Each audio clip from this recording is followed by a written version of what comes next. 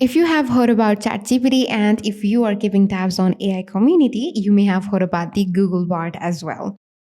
Well, just like how ChatGPT is an AI chatbot of OpenAI, Google Bard or just Bard is Google's own AI chatbot. And it is mostly seen as ChatGPT's rival. And we will definitely see more of this rivalry in the future. But for now, let's focus on Bard.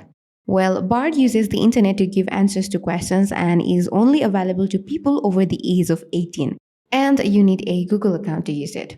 Also, it is only available to US and UK users for now. But what if you live outside of US and UK but you want to try it right now? Is there a solution to that? Well, yes. I will let you know how you can do it, although you may already know it. And the answer is you can use VPN and try fixing this. Bard isn't currently supported in your country. Stay tuned issue. Well, it's not an issue, but yeah, still.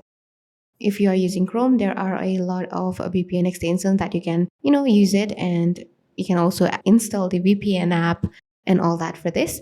So yeah, this is how you can fix this. Bard isn't currently available in your country. So I hope the video was kind of informative and helpful.